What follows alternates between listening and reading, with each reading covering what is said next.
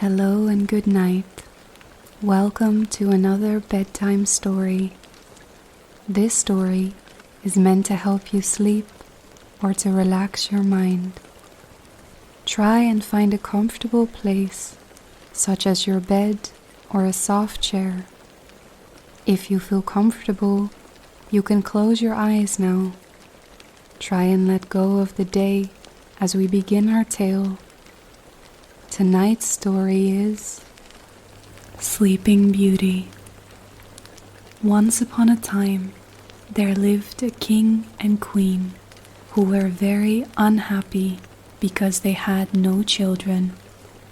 But at last, a little daughter was born, and their sorrow was turned to joy. All the bells in the land were rung to tell of the glad tidings. The king gave a christening feast so grand that the like of it had never been known. He invited all the fairies he could find in the kingdom, there were 7 of them, to come to the christening as godmothers. He hoped that each would give the princess a good gift. When the christening was over, the feast came. Before each of the fairies was placed a plate with a spoon, a knife, and a fork, all made of pure gold. But alas, as the fairies were about to seat themselves, there came into the hall a very old fairy who had not been invited. She had left the kingdom 50 years ago and had not been seen or heard of until this day. The king at once ordered that a plate should be brought for her, but he could not furnish a gold one such as the others had. This made the old fairy angry as she sat there muttering to herself. A young fairy who sat nearby overheard her angry threats. This good godmother, fearing the old fairy might give the child an unlucky gift, hid herself behind a curtain. She did this because she wished to speak last and perhaps be able to change the old fairy's gift. At the end of the feast, the youngest fairy stepped forward and said, "The princess shall be the most beautiful woman in the world." The second said, "She shall have a temper as sweet as an angel." The third said, "She shall have a wonderful grace in all she does or says." The fourth said, "She shall sing like a nightingale."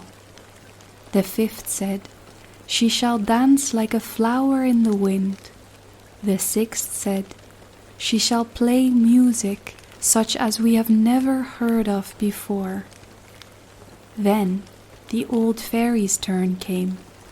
Shaking her head spitefully, she said, "When the princess is 17 years old, she shall prick her finger with a spindle, and she shall die." At this, all the guests trembled, and many of them began to weep. The king and queen wept loudest of all.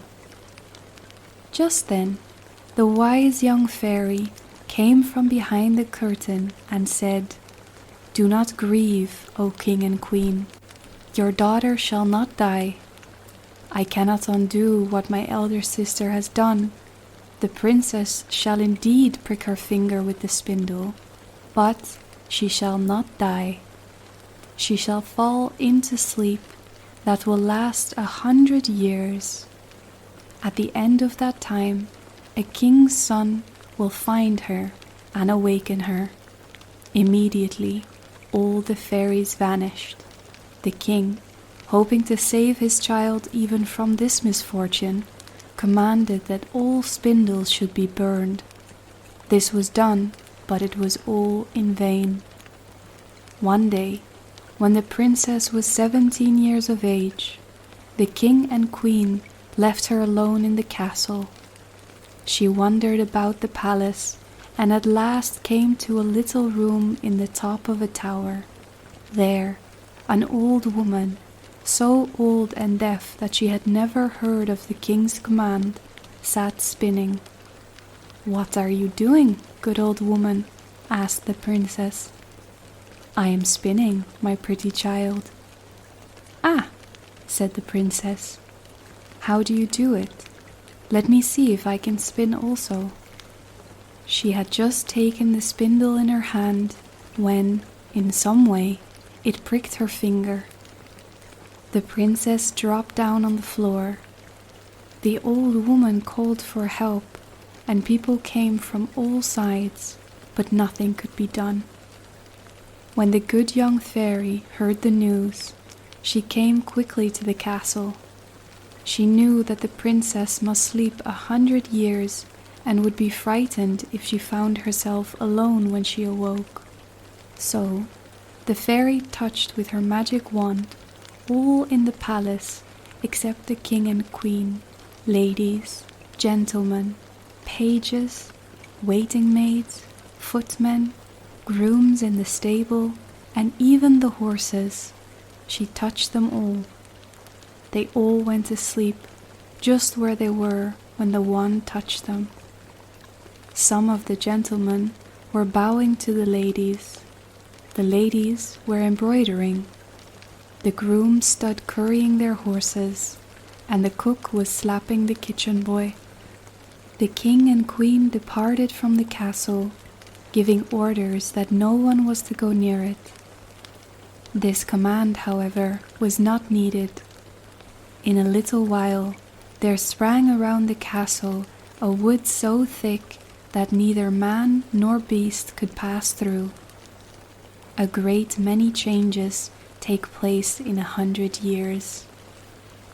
The king had no other child, and when he died, his throne passed to another royal family.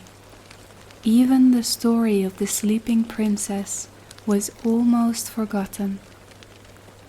One day, the son of the king, who was then reigning, was out hunting, and he saw towers rising above a thick wood.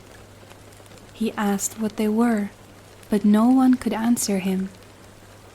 At last, an old peasant was found who said, "Your Highness, 50 years ago, my father told me that there is a castle in the woods where a princess sleeps, the most beautiful princess that ever lived.